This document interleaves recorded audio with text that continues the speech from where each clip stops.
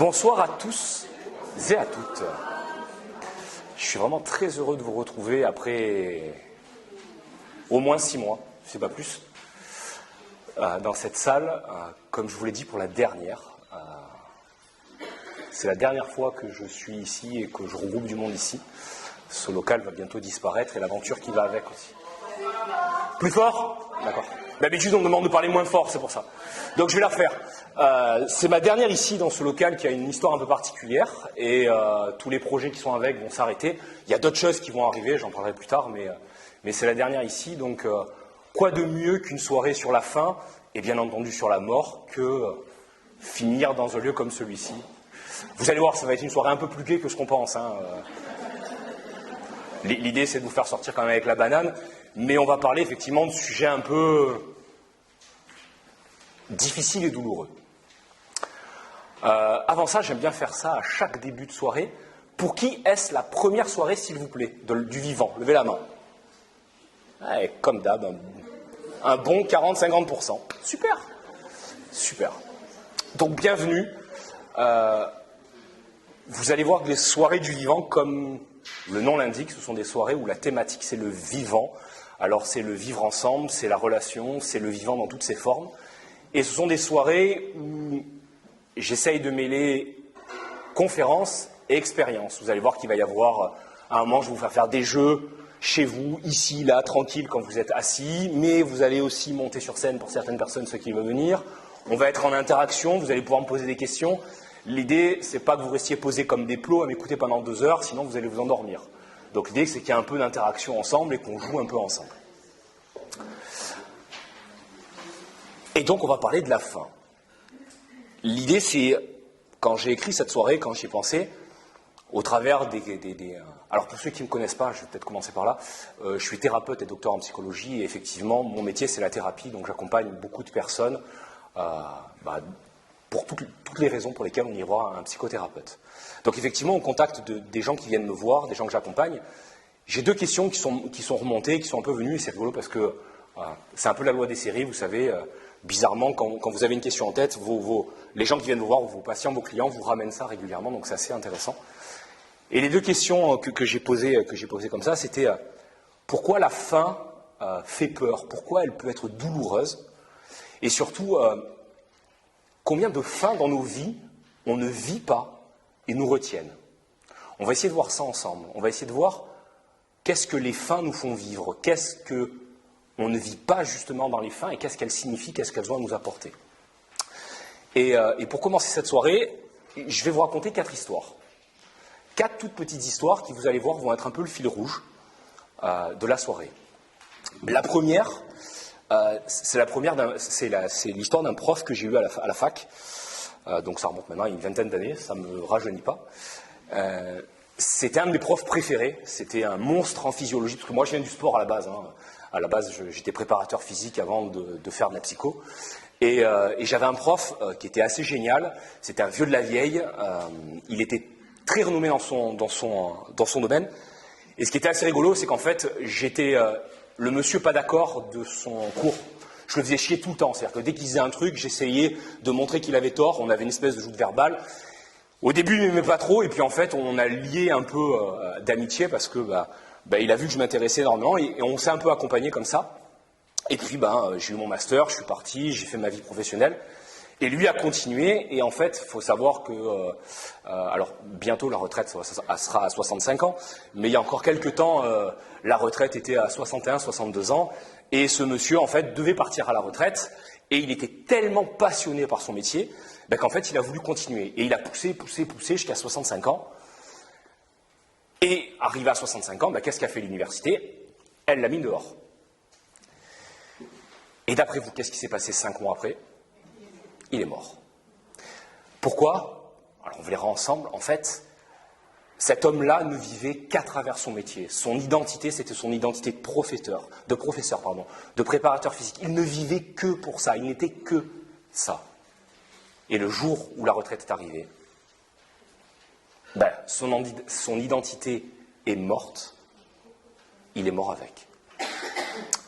La deuxième histoire, qui est, vous allez voir, un peu plus cool, J'ai une nana qu'on va appeler Ingrid qui vient me voir, qui a bientôt la quarantaine, qui a un métier un peu, j'allais dire, de rang social assez élevé. Et en fait, elle vient me voir parce que elle vient de vivre une rupture avec un homme et elle n'arrive pas à passer à travers cette rupture. Elle n'y arrive pas, elle vient me voir. D'ailleurs, ce qui est très rigolo, c'est qu'à chaque fois qu'elle rentre dans mon cabinet, elle me parle et elle me dit ce qu'elle lui dit. Et elle me hurle dessus en permanence. Et je lui ai dit que, et je lui ai dit que. Elle me hurle dessus pendant 10 minutes. Donc à chaque fois, il faut que je la fasse un peu redescendre. Et en fait, son problème, c'est qu'elle n'arrive pas à oublier son ex. Pourquoi? En fait, cette femme, elle a un rêve. C'est d'avoir une famille et d'avoir un enfant. Le problème, c'est qu'à 40 ans, ça commence à faire tic-tac. Et pour elle, en gros, cette relation, c'était un peu sa dernière chance de pouvoir vivre son rêve. Et forcément, qu'est-ce qui s'est passé? À la rupture, c'était la mort de son rêve. Et le problème, donc, elle vient pour oublier son ex, sauf qu'en fait, derrière, c'est ça qui se joue. Troisième histoire. C'est l'histoire de Philippe. Philippe, lui, vient me voir parce qu'il a rencontré la femme de sa vie. Il a 45 ans et pour la première fois de sa vie, il est heureux. Pour la première fois de sa vie, il vit enfin. Il a rencontré une nana qui le comprend, qui l'aime pour ce qu'il est, qui en a rien à foutre du fric qu'il gagne, etc. Et il vit vraiment. Le problème, c'est que Philippe a une famille. Il a une femme et 2 enfants. Et il n'arrive pas à choisir. Il n'arrive pas à sortir de sa famille, ou il n'arrive pas à quitter cette femme. Pour la petite histoire d'ailleurs, c'est rigolo, j'ai un gros souvenir avec ce monsieur-là. Je le mets, vous allez voir, on va parler de double contrainte, je le mets face à ce qui est compliqué pour lui. Et quand je le mets face, en fait, donc je lui montre sa future famille, sa famille actuelle, machin, etc. Je le mets dedans et je lui demande qu'est-ce qu'il ressent, et à un moment, il est tellement pris par l'émotion qu'en fait, il tombe comme ça, poum, dans mon cabinet. Je ne sais pas si vous imaginez, moi je suis à côté, je suis en train de lui parler, et comme il impacte l'émotion, il n'y a plus personne. Le nez dans la moquette. Ça a été sympa, il a fallu gérer ça. Mais ça a été une séance, ça a été un accompagnement assez intéressant. Et en fait, qu'est-ce qu'il y a derrière? C'est qu'en fait, pourquoi il n'arrive pas à choisir entre l'homme et le papa? C'est que lui, quand il était petit, son père est parti. Et il a énormément souffert de ça. Et en fait, il n'arrive pas à choisir. Pour lui, soit il quitte ses enfants et il vit sa vie d'homme, soit il quitte la femme de sa vie et il n'est qu'un papa. Et vous allez voir qu'il y a des frictions énormes qui vont se jouer là-dedans. Et enfin, la dernière histoire, c'est l'histoire d'un mec de 28 ans, 25 même, qui un jour a un rêve fou. Il se dit, moi ce que j'aimerais, c'est un putain de loft. J'aimerais avoir un loft. Et alors le kiff du kiff du kiff, ce serait que quand je suis dans ma cuisine, j'ai ma salle de crossfit à côté. C'est-à-dire que concrètement, quand je suis là, je veux qu'à ma gauche, il y a mes canapés avec mes bibliothèques, et à ma droite, ma salle de crossfit. Là, je serai le roi du monde. Je serai le roi du monde. Et ce mec, il y pense pendant 10 ans. 10 ans. 10 ans, il se bat pour ça. 10 ans, il monte le projet. Plein de fois, le projet a failli se péter la gueule. Et le projet, il arrive à le monter. Il arrive à faire son loft, et il arrive même à faire, dans ce hangar-là, il fait même sa zone, son lieu de travail. Et à peine il rentre là-dedans,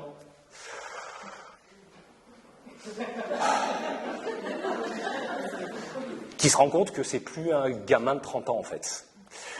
Et qu'en fait, l'adulte de 40 ans qu'il est aujourd'hui rêve pas des mêmes choses. Alors il rêve toujours de sa salle de crossfit, ça par contre, ça changera pas, mais effectivement, ça lui correspond plus. Ça lui correspond plus en termes de vie, ça lui correspond plus en termes d'interaction sociale, en termes de lieu de vie.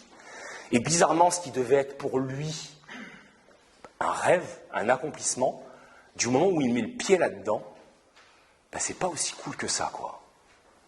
Vous l'avez compris, c'est mon histoire. D'ailleurs, vous la voyez, l'espèce de décroché qu'il y a dans le plafond, c'est ma salle de crossfit. C'est-à-dire que quand j'ai fait les plans, j'ai même mesuré qu'il y ait 4 mètres de haut, j'ai fait un plancher décalé et tout pour faire ma salle là-haut, pour dire à quel point je suis taré. Mais c'était mon rêve. Il y en a un rêve de Porsche, moi mon rêve c'était ça. Et l'idée dans tout ça, c'est comment ça se fait que tu réalises un rêve qui a 10 ans, tu sacrifies plein de choses pour ça, et tu mets un pied dedans. Finalement, au lieu d'être heureux, ben, tu souffres en fait. C'est pas cool, il y a un truc qui gratte. Qu'est-ce qui fait qu'à un moment tu lâches pas? Et qu'est-ce qui fait qu'à un moment tu vas lâcher et c'est ok? Et que tu vas même en faire une soirée, tu vois. Et l'idée, c'est quand vous entendez ces 4 histoires, c'est quoi le point commun de ces 4 histoires? Quel est le point commun entre un mec qui meurt parce qu'il arrive à la retraite, un homme qui n'arrive pas à faire le choix entre sa vie d'homme et sa vie de père, entre une femme qui n'arrive pas à laisser partir son ex, et un espèce de psy complètement taré qui achète un hangar pour faire une salle de crossfit? C'est quoi le lien entre toutes ces histoires? D'après vous? Ils n'ont pas vécu la fin de l'histoire précédente? Ouais. La fin qu'on leur demande de vivre, ils ne la vivent pas. Ils n'arrivent pas à la vivre. Le dernier, parce qu'il s'est accroché tellement fort, on en parlera, c'est les notions d'engagement. Vous savez, c'est comme au casino. Hein. Vous mettez 20 €, quand vous perdez 20 €. Ouais. Ouh, boîte de nuit, vas-y. Merci. Alors, ce que je te propose, c'est que pendant. Je ne vois pas qui c'est, hein, mais ce que je te propose, pendant la soirée, je ferai comme ça. Et tu allumeras et tu éteindras. On peut jouer comme ça. Donc, quand vous allez au casino, quand vous mettez 20 € dans la machine et que vous les perdez, en règle générale, vous faites quoi? Ça, c'est rare. Ça, c'est rare. En règle générale, je remets. Parce que je me dis, je vais me refaire. Donc, je mets 20 de plus. Sauf que là, j'ai plus perdu 20, j'ai perdu 40. Et là, je me dis, putain, il faut que je me refasse. Donc, je remets 20. Sauf que là, j'ai plus perdu 40, j'ai perdu 60. Et en fait, plus je vais avancer, plus le deuil de la somme à faire est énorme. Et donc, en fait, plus je joue, plus je perds, plus je perds, plus je joue. C'est ce qu'on appelle les théories de l'engagement. Les casinos sont hyper forts là-dessus.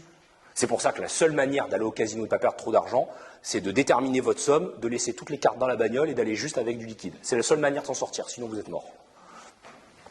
Donc, effectivement, moi je me suis accroché à un rêve et c'était compliqué de lâcher. Cet homme, il ne veut pas vivre la fin de sa vie de papa. Cette femme, elle ne veut pas vivre la fin de son rêve. Et cet homme, il n'a pas réussi à vivre la fin de sa carrière professionnelle. Alors c'est quoi la fin? C'est quoi la mort? Quel lien on peut faire entre tout ça? Plutôt que d'essayer de vous convaincre, je vais vous proposer un petit jeu. Je vais demander à 4-5 personnes de monter sur scène, s'il vous plaît. Mais je voudrais 4-5 personnes qui ont une peur. D'accord? Un truc qui leur fait peur. Alors, je vous rassure, je ne vais pas vous dézinguer sur scène. Ce n'est pas le but du jeu. Je ne vais pas vous faire partir en PLS. Je veux juste 4-5 personnes qui ont une peur et qui viennent ici, s'il vous plaît. S'il y en a 72, on va vers le tri. Venez. Venez. Venez.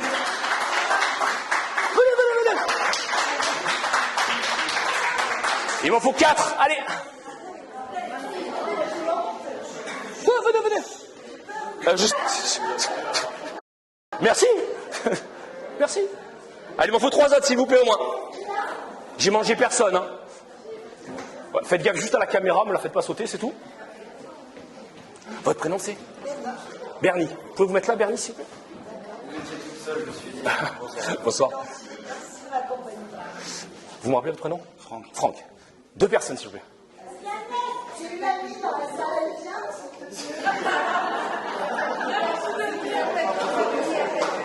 Qu'importe, n'importe quelle peur. Allez, 3 et 4, super. T'es-vous là? Vous pouvez me rappeler votre nom? Isabelle. Bonsoir, votre prénom c'est? Marie-Ange. Marie-Ange, Isabelle, Franck et Bernie. Super, on va juste faire un petit jeu, ça va aller très vite, vous allez voir. Je commence avec Isabelle. C'est quoi la peur que vous avez en tête? J'ai peur de perdre mes enfants. Peur de perdre vos enfants. Bon, ok. Vous allez voir pourquoi, en fait. En fait, on a déjà joué, c'est fini, là. Le jeu est terminé, vous allez voir. C'est quoi votre peur? Oh là là, peur de m'engager dans une relation. Oh, génial. Ok. Ok. Imaginons que vous vous engagez dans une relation, d'accord? C'est un petit jeu d'imagination. Ouais. C'est quoi la pire chose qui peut arriver? La pire chose? Ouais, le pire. Je veux le pire du pire du pire. Hein. Ce qui vous passe par la tête de suite, sans réfléchir. Elle est trop tard. Qu'ils me disent que tout va bien, qu'on va faire tout de suite. Ah, super. Hein, voilà. Imaginons, il vous dit tout va bien, il vous rassure. C'est quoi la pire chose qui peut arriver ensuite? D'ailleurs, imaginez l'image. Qu'il s'en aille, voilà, tout de suite. Ah, imaginez, il vous fait ses promesses et il s'en va. Voilà. Elle se retrouve comment? Ah ben mal, hein. Hein? C'est quoi la pire chose qui pourrait arriver là maintenant? Qu'elle est toute seule. Oh, la pire chose. Aussi, maintenant qu'elle est toute seule, qu'elle est mal, c'est quoi la pire chose qui peut arriver? La souffrance. Ok. Je voudrais que vous l'imaginiez souffrir, c'est quoi la pire chose qui peut arriver? D'être seule. Ok. Et imaginons qu'elle est seule, c'est quoi la pire chose qui peut lui arriver?